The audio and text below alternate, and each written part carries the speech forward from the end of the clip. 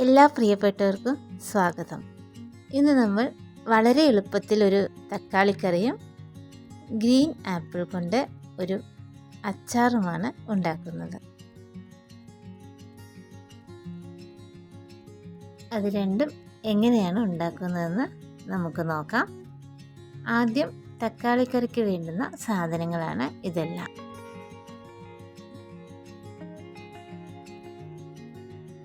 അതിനായി നമ്മൾ ആദ്യം ഒരു 5 തക്കാളി എടുത്തു. എന്നിട്ട് അതിനെ ഇങ്ങനെ നമ്മളൊരു മൺചട്ടിയിലേക്ക് മുറിച്ചിടണം.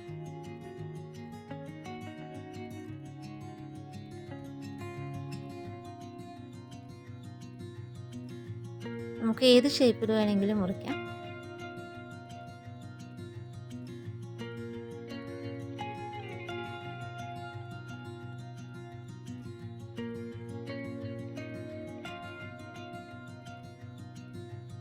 അതിൻ്റെ കൂട്ടത്തിൽ പച്ചമുളകും കൂടെ നമുക്ക് മുറിച്ചിടാം.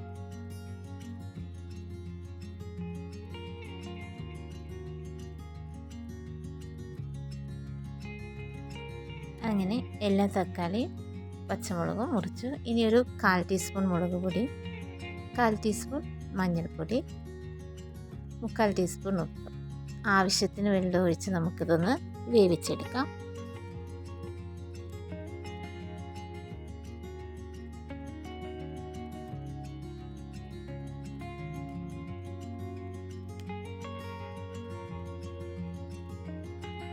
ഇതിപ്പോൾ തിളച്ച് വന്നു. ഇനി ഇതിലേക്ക് നമുക്കൊരു അരപ്പ് ചേർക്കാം. അതിനായി 1 കപ്പ് നാളികേരം, 1/4 ടീസ്പൂൺ ജീരകവും കൂടി നമുക്കൊന്ന് അരച്ചെടുക്കാം. നമ്മൾ വേവിച്ച് വെച്ചിരിക്കുന്ന നമ്മുടെ തക്കാളിക്ക് ഈ അരപ്പ് കൂടെ ചേർക്കാം.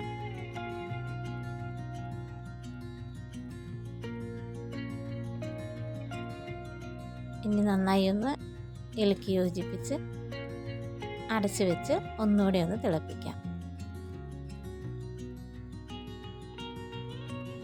ഇപ്പം നല്ല തിളച്ച് വന്നു നമ്മുടെ കറിയായി. ഇനി നമുക്കിതൊന്ന് കടുക് വറുത്തിടാം.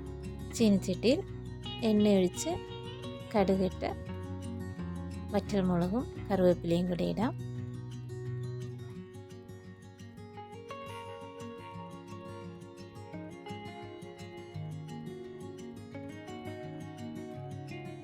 നമ്മുടെ തക്കാളി കറിയിലേക്ക് ചേർക്കാം.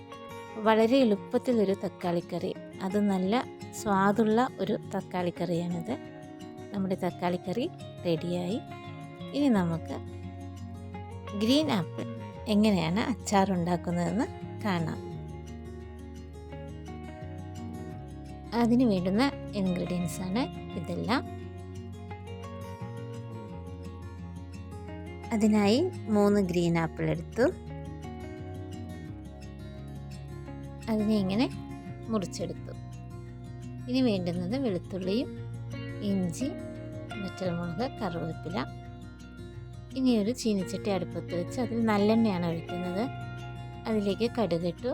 കടുക് പൊട്ടി വരുമ്പോൾ ഉലുവയിട്ടു. അതും പൊട്ടി വന്നപ്പോൾ വറ്റൽമുളകും കറിവേപ്പിലയും കൂടെ ചേർക്കാം. അതിനുശേഷം നമ്മൾ മുറിച്ച് വെച്ചിരിക്കുന്ന ഇഞ്ചിയും വെളുത്തുള്ളിയും ചേർത്ത് ഒന്ന് വഴറ്റിയെടുക്കാം. ഇനി ഒരു 2 ടീസ്പൂൺ കാശ്മീരി മുളക് പൊടിയാണ് ഇടുന്നത്. 1/4 ടീസ്പൂൺ മഞ്ഞൾപ്പൊടിയും, ഒരു ചെറിയ കഷ്ണം കായം വറുത്ത് അതിനെ പൊടിച്ച് ഇതിലേക്ക് ഇടാം. എല്ലാം കൂടി നന്നായി ഒന്ന് മൂപ്പിച്ചെടുക്കാം. ഇതിലേക്ക് 3/4 ടീസ്പൂൺ ഉപ്പ് കൂടി ചേർത്തു. ഇനി നമ്മൾ മുറിച്ച് വെച്ചിരിക്കുന്ന നമ്മുടെ ഗ്രീൻ ആപ്പിൾ ഇതിലേക്ക് ഇടാം. നന്നായി യോജിപ്പിക്കാം.